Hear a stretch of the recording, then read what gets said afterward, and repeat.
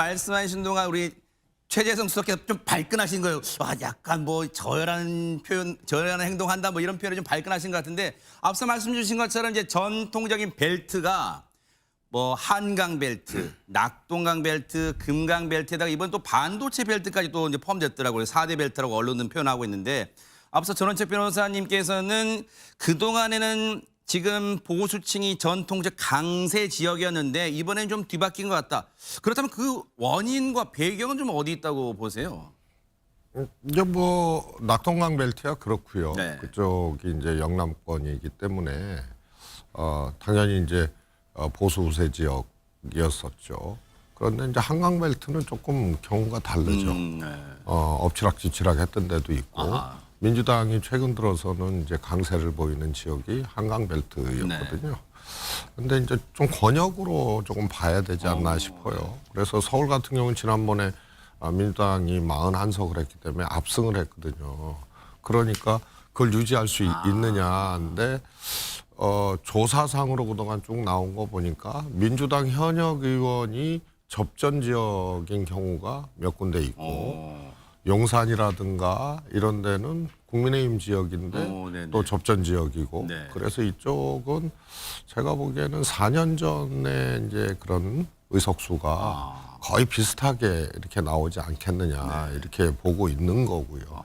이제 낙동강 벨트라고 일컬어지는 것도 그 벨트만 볼 것이 아니고 이제 부울경 전체를 봤을 때 이번에 이제 민주당 후보들의 약진이 굉장히 두드러졌던 지역인데 이제 막판에 민주당의 이제 김준혁 후보나 양문석 후보 문제가 터지면서 소위 말해서 그 상승세가 좀 차단된 이게 뭐 꺾어지거나 이런 건 아닌데 그래서 부울경 지역에서는 민주당 후보가 과거에 봐도 근소하게 이겨도 개표 결과를 보면은 지는 경우가 이제 많았거든요. 그거는 적극적 투표층이라든가 이런 것들이 아무래도 조금 보수가 강한 이런 지역이었는데요. 이번에는 그 상승세를 꽤 타서 정말 놀라울 정도로 여러 지역이 이제 격전지로 바뀌고 근데 대부분이 국민의힘이 의석을 가졌던 지역이거든요. 그래서 이 상승세가 좀 꺾이면서 이쪽 지역이 민주당 입장에서는 조금 막판에 조금 손해를 보는 지역이 아닌가 이렇게 생각하고요. 네. 반도체 벨트는 제가 보기에는 반도체 수출이 이상이 생기면 큰일 나잖아요. 네네. 그래서 반도체 벨트는 반도체 벨트대로 4년 전하고 크게 변동이 없을 것이다. 아하, 네. 이제 첫 번째로 그것이 이제 범야권이 아니고 민주당 민주당 네. 단독 네. 집계인데요. 네. 그래서 단독 과반은 하는데 플러스 알파가 있을 것이다. 근데 이 알파가 그야말로 보통 이제 플러스 알파 그러면 몇 석 이건데 두 자릿수가 넘을 것 같아요. 그거는. 그래서 민주당의 좀 압승이 예상이 되는데 4년 전 이제 총선하고 비교해 봤을 때 과연 그걸 유주 내지는 넘어설 수 있느냐 민주당 입장에서 그거는 넘어설 뻔했던 것 같아요 이번에. 그런데 막판에 조금 민주당의 말씀드린 이제 두 후보 문제가 더 이 상승세를 더 가져갈 수 있는 거를 좀 차단한 효과다. 이게 이제 내려간 거는 아닌데 그래서 그런 점이 민주당에서는 좀 아쉬운데요. 제가 이제 접전지를 뭐 60곳 어디서는 뭐 50곳 이렇게 보는데요. 네.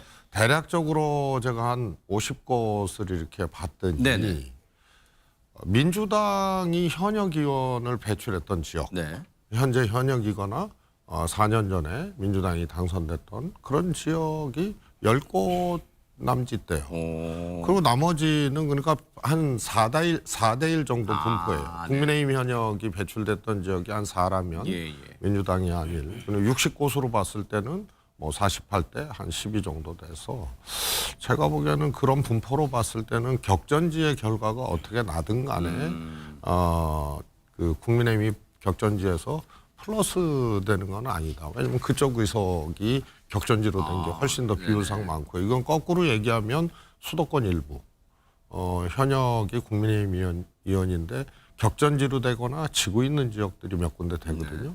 그다음에 부울경 이쪽에서도 민주당 후보들이 상당히 약진을 해서 격전지로 분류된 게 10곳이 넘어요.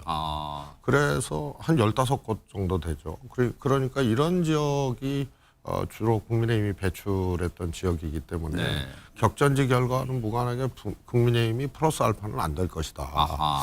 그렇게 놓고 보면은 이 범야권 네. 빼고 민주당이 151석을 넘어서는 거는 기정사실이라고 여겨지는데 플러스 알파의 폭이 네. 상당할 것이다. 네. 이게 꼭 그렇지 않았고요. 시종일관 이번 총선 과정에서 민주당이 좋은 지표만 보였던 게 아니거든요. 한두 번 출렁거렸죠. 네네. 정권 심판론이 상당히 이제 국민들이 동의를 하면서 민주당이 좋다가 민주당이 이제 공천 갈등이 정말 지진으로 따지면 한 진도 한 7, 8점 됐잖아요. 그때 한번 출렁해서 민주당이 좀 하강 곡선을 긋고 국민의힘이 이제 쫙 올라서는 이런 과정이라서 그때만 해도 총선 전망이 상당히 이제 좀 민주당 입장에서는 어두워지는 이런 상황이었는데 그 뒤로 이제 도주 대사라고 하는 이제 이종섭 전 장관 호주 대사 임명 사건, 그다음에 또 거의 같은 시기에 회칼 발언이 나왔단 말이에요. 황상무 수석에. 그다음에 윤한 갈등 2라운드가 있었어요. 그러니까 이게 야당이 정권 심판론 내지는 견제론을 얘기를 하면 여당은 결국 국정지원론, 국정안정론인데요. 그거는 선거 과정에서도 그런 안정된 모습을 보이면서 상대적 신뢰감을 야당보다는 상대적 신뢰감을 얻어서 총선을 이제 치르는 게 아주 전통적인 전략이고 그럴 수밖에 없는데 이 국정안정론, 이 안정적인 총선 과정 관리 이런 것들이 윤한 갈등으로 오히려 이제 불가능해지는 이런 상황이 오고 그 다음에 이제 의정 갈등인데 이 의대 정원 문제는 내용의 시비를 다 떠나서 대통령 담화가 결정적이었어요. 그래서 이렇게 되면 안 되는데 뭔가 해결책을 찾아야 되는데 하고 그냥 온 국민이 봤는데 여기서 그냥 고해버리신 거 아니에요. 그러니까 저게 대통령 담화인지 대통령이 의료계에 뒷담화를 한 건지 하여튼 그래서 거기서 한 번 더 엉클어진 거죠. 이래서 특히 이제 윤한 갈등 같은 경우에는 참 국민의힘도 선택지가 별로 없었을 텐데 강서 보궐선거구로 참패한 이후로 국민의힘이 어려우니까 비대위 출범하고 한동훈 비대위원장이 온 거는 윤석열 대통령을 앞세워서는 선거가 안 된다. 대통령이 그늘에서는 안 된다. 그러니까 조금 다른 모습을 기대를 해서 그럴 것 같았죠. 그게 1라운드였거든요. 김 여사 이제 명품백 관련된. 그런데 또 2라운드가 있고 그다음에 비례대표 선정 과정에서 또 갈등이 있고 대통령은 대통령의 측근이 비례대표에서 탈락하니까 바로 그 다음 날 민생특별로 임명해버리고 이런 과정들이 상대적 신뢰성을 얻으면서 국정안정, 국정지원론으로 가야 되는 이 근본적인 이제 한계로 작동을 했어요. 그러니까 한동훈 비대위원장의 이 선거 전략이나 메시지가 여당답지 못했어요. 그래서 공격적일 수밖에 없고 그러다 보니까 정권 심판론 프레임에 쏙 들어가 버린 거예요. 2조 심판론이 된 거죠. 근데 그 전에 운동권 심판론도 있었고. 그래서 이게 2조 심판론은 아마 심판론 프레임에 오히려 들어가 버린 격이 되고 이재명 대표나 조국 장관이나 특히 조국 장관 같은 경우에는 윤석열 대통령이 검찰총장 시절에 직접 언급하고 직접 했던 이런 사건이거든요. 그래서 너희들이 권력 잡고 심판 해놓고 수사하고 심판하고 해놓고 이거를 유권자한테 2조 심판론으로 뒤밀어? 이러니까 정권 심판론 프레임에 오히려 들어가서 이 메시지가 전략적으로 효능감을 갖지를 못했다. 이런 과정들이 민주당이 다시 이 공천 갈등 속에서 좀 흔들렸던 것이 다시 회복되게 되는 이런 거고요. 마지막에 이제 양문석 민주당의 김준혁 후보 문제가 나왔는데 이건 두 가지예요. 하나는 정권 심판론하고 이 두 후보의 문제가 무게나 성질이 등가의 교환 가치를 갖지를 않아요. 정권 심판론이 훨씬 더 크고 무게 있는 거죠. 이건 두 후보의 문제거든요. 이거 왜 처리 안 하느냐? 이 후보 그냥 놔둘 거냐? 이건 뭐 그렇게 문제를 지적할 수 있어도 정권 심판론하고 교환할 정도의 그런 무게는 아니다. 이게 이제 하나 있고요. 다만 이것이 아까 말씀드렸지만 격전지나 이런 데에 상승세, 민주당의 상승세를 이어가는 데에 이제 한계로 작동한 거는 있다. 이렇게 보고. 예. 이번에 조국 혁신당이 상당한 이제 돌풍을 일으키면서 지역구는 후보를 내지 않았지만 비례대표 2자릿수 이상 가능한 그런 것이 예측되고 있잖아요. 그런데 당분간은 제가 보기에는 뭐 민주당하고 합당이나 이런 것은 없을 것이다. 그리고 의외로 이제 독자적인 어떤 정치 세력으로 정치 행보를 하고 이것이 이제 상당 기간 계속될 가능성이 저는 크다고 봅니다. 윤석열 정부나 혹은 뭐 이런 것을 대상으로는 이제 협력적 정치적 관계를 갖고 가지만 당 자체를 합치거나 이런 것은 이제 어렵지 않지 않나. 그러면은 일정 정도 이제 지속 가능한 정당으로 조국 혁신당이 자리 잡고 행보할 가능성이 저는 매우 크다고 봅니다. 저는 뭐니 해도 정권 심판 이것이 이번 선거를 관통했던 거라고 보고요. 그러면은 반대편에 국정안전론이 있어야 되는데 또 야당 심판, 2조 심판이 나왔단 말이에요. 그래서 심판이에요. 이번에 관통했던 거는. 그다음에 사건이 있었잖아요. 그런 것들에 따라서 또 선거 영향이 굉장히 이제 커지는데 민주당은 새롭게 발생한 사건이 공천 갈등. 그거 이제 하나거든요. 그다음 뭐 사법 리스크 뭐 이런 건 원래 있어 왔던 거고요. 그런데 국민의힘은 뭐 황상무 수석 문제, 호주 대사 문제, 그다음에 대파 문제, 그다음에 의정대란에서 이 대통령 담화문 문제, 윤한 갈등 문제 이게 총선 국면에서 발생된 문제예요. 그래서 관통되는 키워드는 양쪽 다 심판이 돼버린 이런 거고 이사건은 발생 빈도나 크기로 봤을 때 국민의힘이 총선 국민회에서 새로운 악재, 새로운 사건들이 많이 발생을 했다 이렇게 보여집니다. 그런 면에서 보면 전망하십니까? 전 국민의힘의 참패가 이제 예상이 되잖아요. 그러니까 이제 각 당의 개표 상황실 이 풍경이 저럴 수밖에 없는 것 같은데요. 4년 전에는 총선에서 출구조사 결과보다 민주당이 좀 선전했어요. 그래서 국민의힘 우세 지역인데 약간 이제 접전 지역인데 국민의힘이 출구조사 결과 약간 우세했던 지역도 한 절반 이상이 엎어졌다 그래야죠. 민주당 쪽으로 오고. 그래서 통상 출구조사 결과보다 민주당의 실제 개표 결과가 좀 더 좋게 나왔기 때문에 저거는 출구조사 결과를 보더라도 그 이상의 이제 참패가 예상이 되니까 그래서 정말 이거는 우리 총선 사상 인정 처음 있는 일이 벌어질 수도 있다 이런 거죠. 그러니까 아주 참패가 예상되는 국민의힘 입장에서는 굉장히 좀 뭐라 그럴까요? 참담한 그런 상황이 되는 거죠. 국민의힘 뭐 지금 이 순간에 뭐 그렇게 회전을 시킬지는 모르겠어요. 그런데 적어도 경우 수를 염두에 두고 선거 결과 나오기 전에 좀 이런저런 생각을 사전에 하셨겠죠. 저는 이재명 대표는 이제 상대평가에서 절대평가로 전환된 이 이재명 대표에 대한 평가가 절대평가로 이제 이번 선거 후에 전환이 되는 거거든요. 그전에는 당내에서 뭐 체포동의안을 둘러싼 뭐 갈등도 있었고 소위 이제 반명도 있었고 그래서 이번에 경선에서 반명 현역 의원들이 무명의 친명 후보한테 이제 참패한 게 소위 이제 개딸로 일컬어지는 그분들이 투표권을 행사했던 게 큰 것이 아니고 일반 권리당원들도 압도적으로 이 반명 후보들에게 소위 말해서 표를 주지 않았거든요. 그래서 현역들이 막 반명 현역들이 떨어졌는데 그게 체포동의안 이런 과정에서 반명 의원들의 행태 이런 것은 당대표 체포동의안을 찬성을 한다거나 그 당시에 막 당대표를 공격한다거나 이런 것에 대해서 이렇게 기억해 둔 거예요.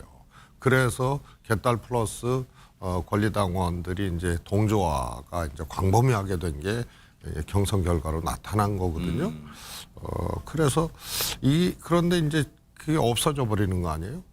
총선 후에는 거의 이제 반명 후보들이 이제 경선 내지는 공천에서 탈락해 버리고 그래서 이재명 대표 리더십에 대한 이제 절대 평가만 남은 거예요. 이제 그런 것들이 이재명 대표의 이제 숙제, 과제가 되는 거고요.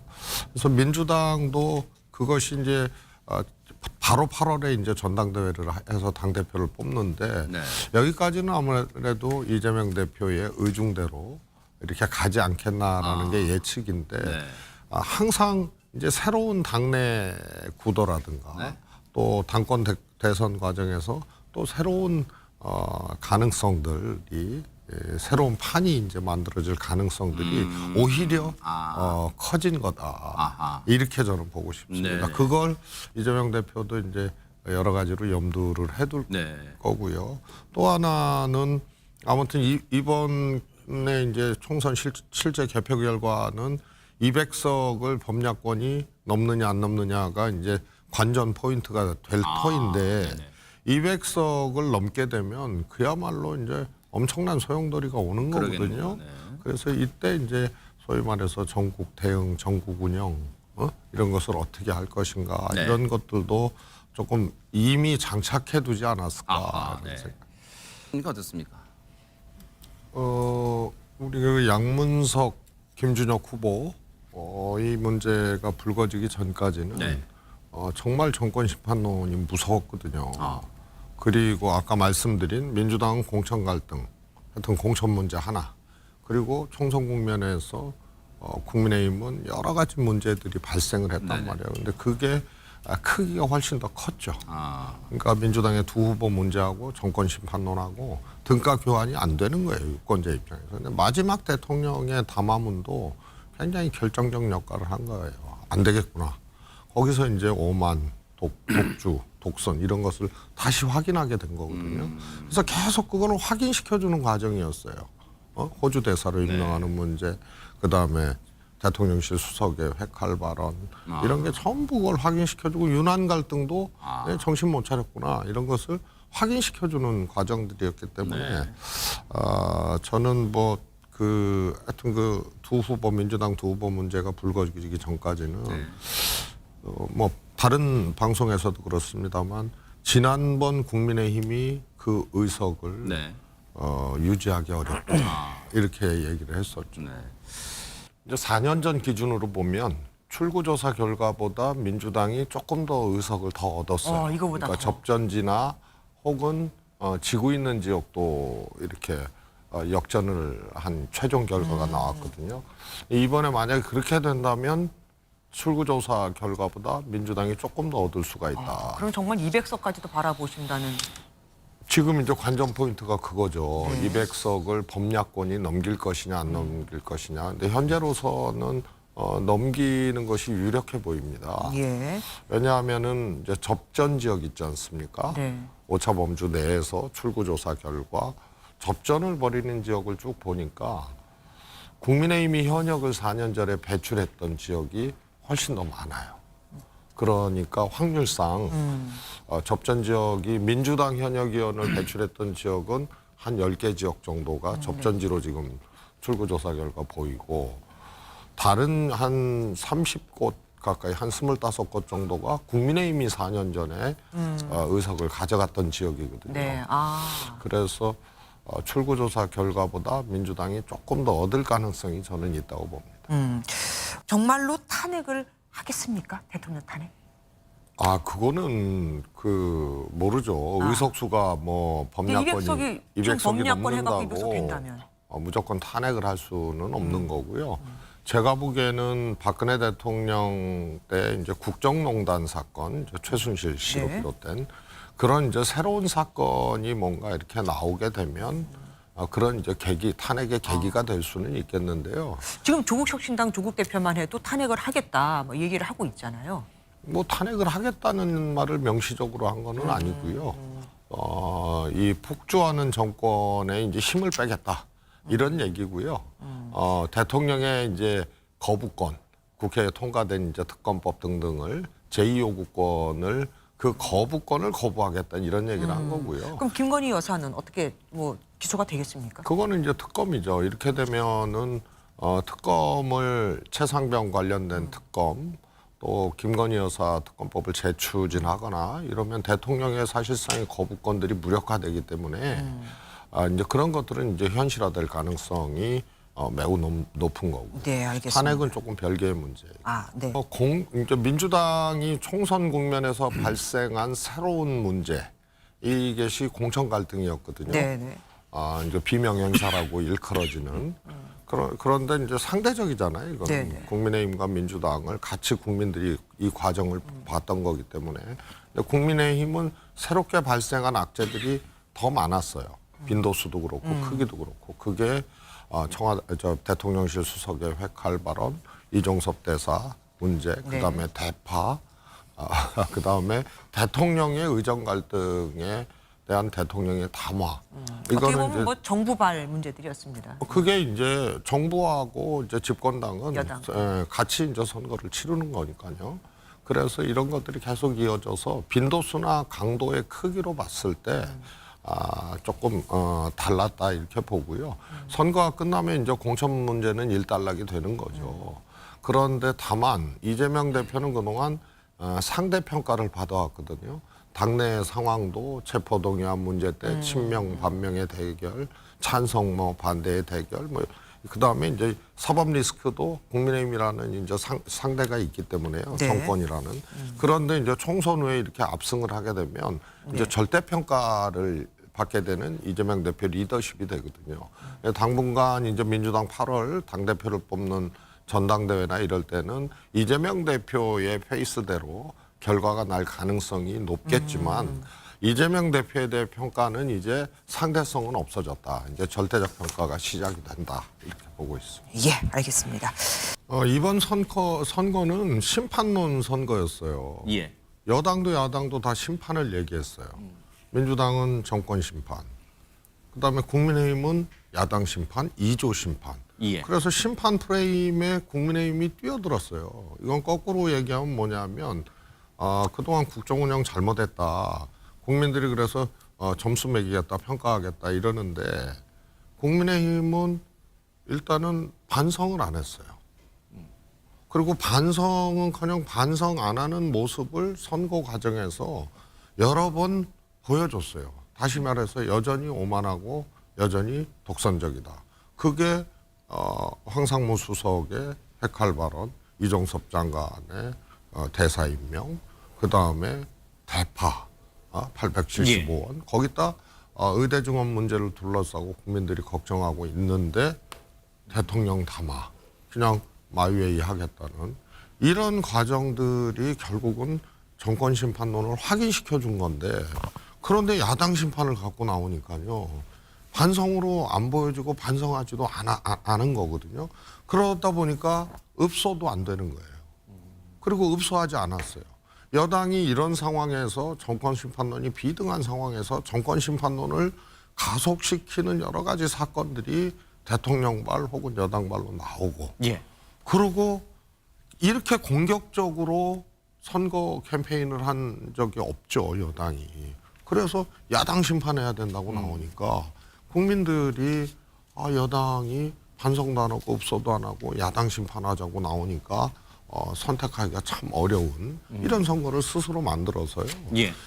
저는 메시지나 전략, 그다음에 태도, 자세 이런 것들이 다 민심하고 어긋났다. 그다음에 또 하나 특징적인 것이 민주당의 지지율보다 정권 심판론이 10% 이상 높았어요.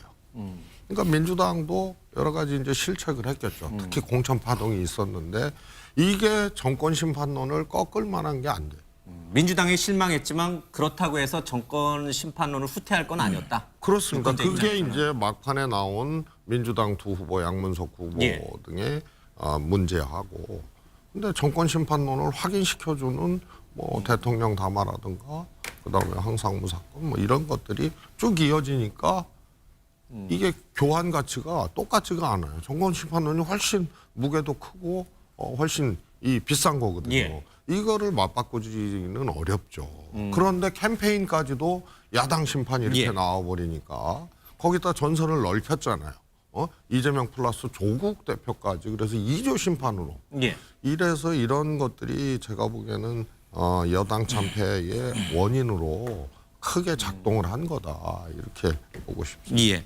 우선은 이번에 그야말로 심판론 선거였잖아요. 그리고 정말로 격렬한 거대 양당의 이제 대결 구도가 돼버려서 제3지대가 쓸 틈이 사실은 부족했죠. 매우 예. 이제 협소했는데 그나마 이제 조국 신당이 등장하면서 거의 그냥 뭐라 그럴까요? 진공청소기처럼 예. 이렇게 빨아버린 거거든요. 그래서 제3지대 자체는 그냥 조국혁신당으로 그냥 대치돼 버리는 예. 이런 거라고 보고요. 조국혁신당이 이제 파이를 키운 거죠. 사실 이제 범진보 파이를 키운 거.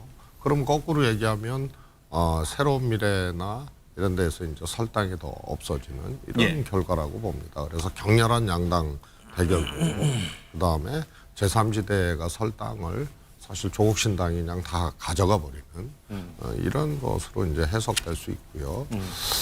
그다음에 이런 거예요. 민주당의 왜 두 후보가 그러니까 양문석 후보하고 김준혁 후보의 그 문제가 왜 큰 영향을 못 미쳤냐. 그건 아주 간단하거든요. 그게 막 그 문제가 됐을 시기에 여권에서는 어떤 장면이 나오냐면 대통령의 의대 증원 관련된 담화가 있어요. 근데 실망이거든요. 난 그냥 마이웨이 하겠다. 대통령 그렇게 읽혀져요. 그러니까 정권 심판, 오만 독선 여기에 그냥 딱 부합되는 게 하나 있었고 한동훈 비대위원장이 이게 내 책임이냐 이런 얘기를 했다가 하루 만에 번복됐잖아요. 그러니까 역시 윤한 갈등 예. 이러고도 저러는구나. 그래서 책임론을 둘러싸고 왜 이게 내 책임이냐 나 사라지게 할 거냐 예. 이런 장면들이 있었고요. 또 대파가 정권 심판의 이제 내용 중에 하나인데 경제 민생 이런 거 아무 대책이 없는 거 아니냐 예. 하는데 대파 사건이 이제 계속 이어진 이런 것이 서로 이제 후보의 문제 아니에요. 이거는 수백 명 이제 후보 중에 이제 2명의 문제가 벌어진 예. 건데 정권 심판을 확인해 주는 장면들이 그 반대편에 계속 나오니까 등가로 이것을 교환하고 이것 때문에 흔들리거나 이러기가 이제 어려운 거였죠. 결국은 또 이제 대통령이 끝까지 이 국민의힘 여권 쪽에서는 큰 변수가 됐다. 대통령과 한동훈 비대위원장이에요. 한동훈 예. 비대위원장의 책임론하고 특히 김성태 의원님이 말씀하신 전략과 메시지에서요. 완전히 잘못됐어요. 정권 심판 얘기하는데 2조 심판 얘기하고 당신들 잘못하고 있다. 국정운영 잘못하고 있다. 엉터리다 하는데 야당 심판해야 된다 그러고 범죄자에게 뭐 나라를 맡기겠습니까? 뭐 이런 식으로 매우 공격적으로 가니까 소위 말해서 반성과 성찰, 읍소 이런 것들이 한동훈 비대위원장 이미지도 그렇고 비대위원장 되면서부터 사실 조금 더 방어적인 위치일 수밖에 없는데 여당은 너무 공세적으로 나오면서 반성과 성찰, 읍소의 기회마저도 스스로들이 그냥 박탈해버린 이런 경우가 된 거죠. 동작을 같은 경우는 하여튼 접전이다 이렇게 이제 예상됐던 지역이니까 뭐 유사명 후보가 출구조사 뭐 위로 나온 거는 그럴 수도 있는 건데요. 저는 이제 포천이요. 예. 거기서 민주당 후보가 좀 차이나게 이기는 걸로 출구조사가 나왔고. 거긴 전통적으로 보수가 우세한 지역인데. 그렇습니다. 예. 그 다음에 부산 수영구. 수영구. 장해찬 후보가 이제 무소속으로 예. 출마한 그런 지역인데요. 소위 말해서 대결. 이제 수영구 유권자들이 보수 유권자들이 국민의힘 후보로 그냥 완전히 그냥 유권자 단일화를 해버린 거예요. 후보들이 단일화를 못하니까. 예, 그러니까 조사상으로는 민주당 후보가 10여 프로 차이 나게 이기는데 장해찬 후보는 쫙 빠지고 그래서 출구조사 결과 한 11%대고 예. 국민의힘 후보가 50%대를 넘어서고 그리고 민주당 후보는 뭐 조사 정도의 이제 예. 결과가 나왔기 때문에 유권자에 의한 보수 단일화가 그냥 확 이루어져 버린 이런 거라서 여기는 정말 민주당 후보가 어부지리할 수 있다 이렇게 이제 예측됐던 지역인데 예. 전혀 다른 유권자에 의한 단일화가 실질적으로 이루어져서 여기도 이제 생각보다 조금 다른 출구조사 결과가 나온 것이죠. 예. 부산 수영은 전통적으로 이제 국민의힘에 유리한 지역이었는데 그동안 3자 대결로 인해서 민주당 후보가 각종 여론조사에서는 어부지리성으로 좀 앞서가고 있었는데 이번에는 유권자들이 스스로 단일화를 해버렸다. 그래서 국민의힘 후보가 지금 현재 1위를 이제 달리고 있는 곳으로 출구조사 결과 나왔습니다. 뭐 죄송하지만 이제 그 두 지역은 조금 놀랄만한 예. 그런 데고요. 조금 생각 밖으로 접전으로 나오는 지역이 좀 있어서 좀 놀랐습니다. 그게 이제 강서에 예. 민주당 현역 의원인 이제 진성진 의원이나 여기 이제 굉장히 접전으로 나오고 그 다음에 한정혜 의원도 조금 이제 출구조사 결과 예. 오차범주로 따진다면 뭐 그렇게 얘기할 수는 없지만 접전으로 나오고 예. 그래서 이런 것은 또 예상 밖으로 민주당이 무난하게 이기리라고 생각한 지역인데 출구조사 그렇게 나오고 이게 충북에도 굉장히 많이 그런 곳이 나와요. 예. 그러니까 국민의힘 우세 지역이고 현역 의원 지역인데 완전히 박빙으로 가는 지역이 뭐 제천, 단양, 뭐 충주 뭐 이런 것이 뭐 그렇게 가고 있어서 정말 이거 이런 지역도 예. 이렇게 접전인가 싶은 지역이 예. 꽤 있습니다. 저는 뭐 거꾸로 이렇게 생각해 보면 되지 않을까 싶어요. 종로에 민주당에서 이제 조사를 돌려봤던 혹은 출마 의지를 종로 쪽으로 가졌던 정치인들이 있거든요. 전현희 의원도 종로 쪽, 이광재 의원도 종로 쪽 한번 생각해 봤는데 곽상원 변호사 아니고 만약에 전현희 의원이나 이광재 의원이 나갔으면 그러면 최재형 후보가 이겼겠느냐, 이기는 조사가 나왔겠느냐, 저는 그렇게 보지 않거든요.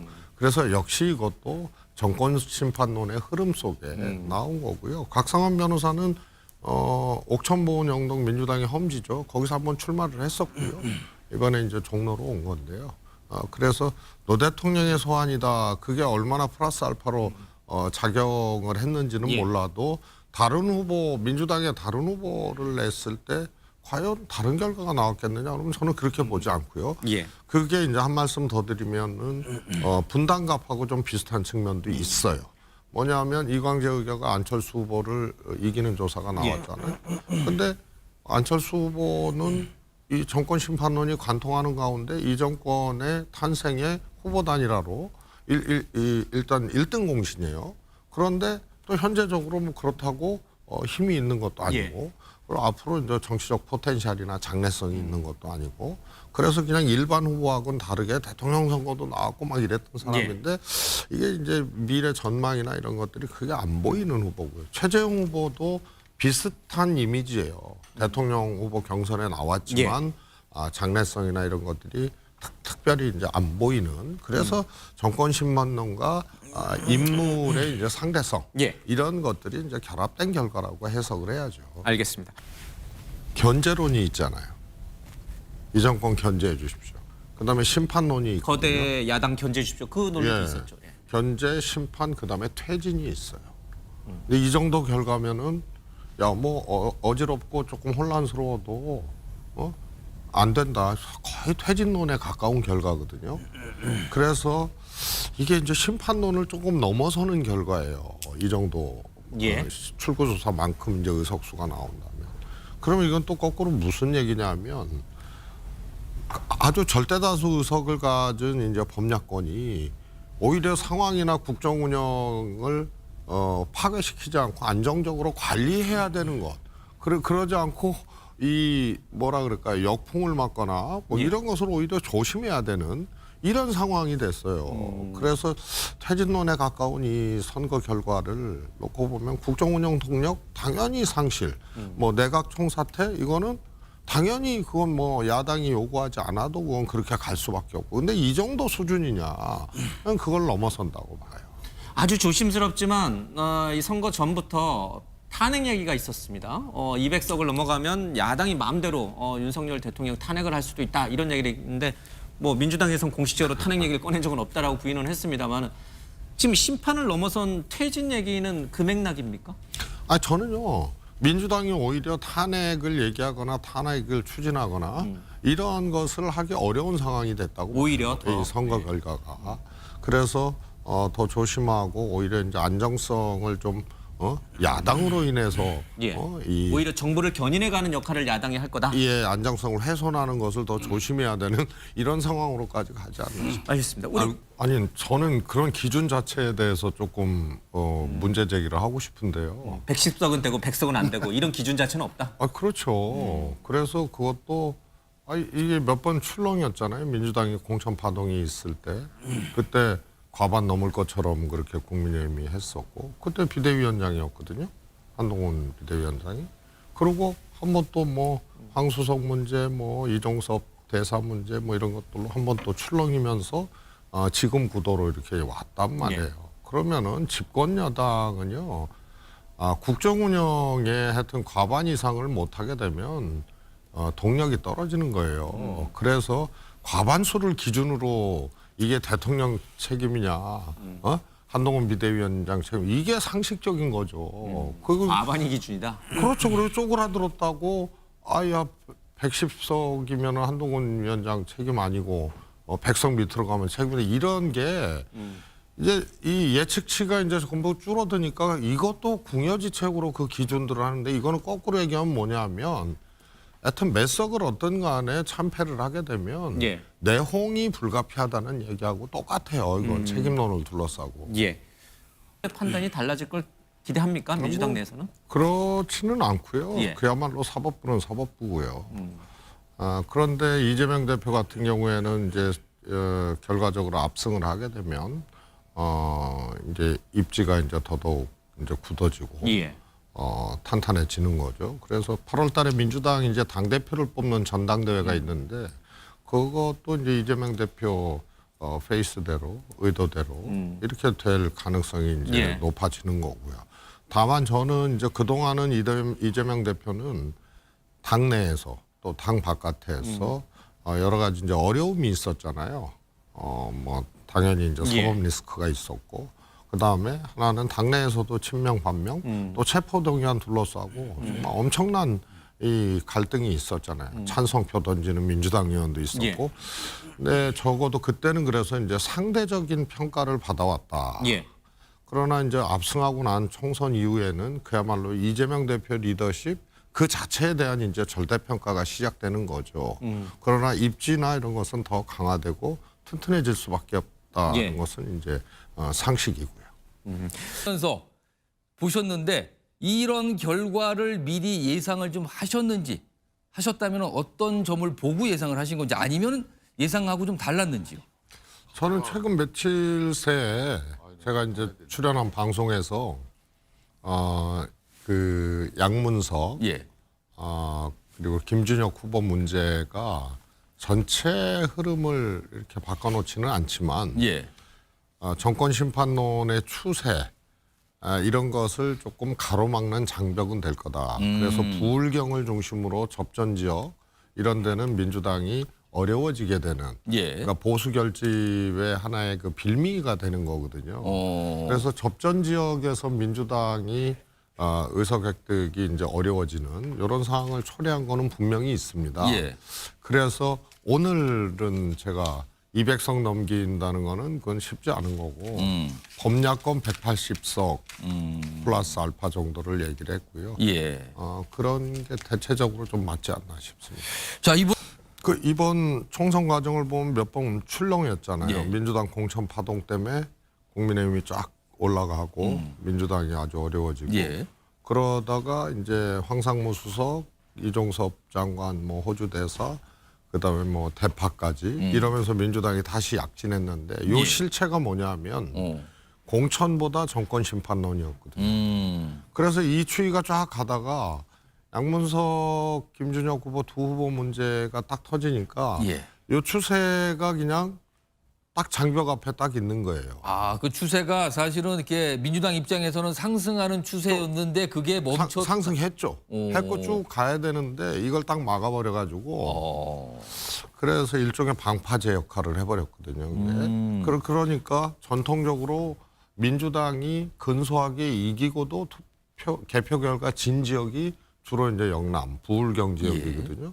여기 접전 지역 같은 경우에는 이 영향을 이제 받았죠. 다시 말해서 예. 이게 정권 하는 거 보니까 마음에 안 들고 엉터리인데 민주당을 찍자니 좀 그렇고 그런 상황에서 이제 그 두 후보 문제가 불거져서 예. 소위 말해서 이제 보수 결집에 이제 빌미를 이제 제공을 해준. 그래서 이쪽에서 그러니까 당시의 조사상으로는 이제 큰 문제가 없는 걸로 여겨졌지만 예. 의석수로는 민주당이 그 추세를 이어가질 못해서 좀 손실을 본 케이스가 그러면 지금 아직은 모르겠어요. 아직 개표가 다 끝나지 않았지만 지금 개표 67% 조금 넘은 상황이거든요. 일단 요 상황에서 나온 정당별 의석수가 지금 소개돼 있는데 이 의석수를 전제로 봤을 때 그 두 후보 논란 문제가 아니었다라면 범민주 의석이 조금 더 갔을 수 있는 거 아니냐 이렇게 보시는 겁니까 그러면은? 저는 국민의힘이 4년 전 103석 예. 이거를 넘기 어려운 그 밑돌 것이다. 이렇게 얘기를 하다가 두 후보 민주당 두 후보 문제가 되면서 이거는 180석 플러스 알파 정도로 그렇게 얘기를 했죠. 그게 이제 지금 결과로 지금 나타나고 있는 중이다. 이렇게 봅니다. 자, 다시 한번 말씀드리지만요. 아직은 개표 상황이 많이 남아 있습니다. 그래서 섣불리 이거다 저거다 말씀드리긴 어렵지만 지금 현재까지 나오는 여러 가지 숫자 이 기준으로 지금 말씀드리고 있다는 점 강조해 드립니다.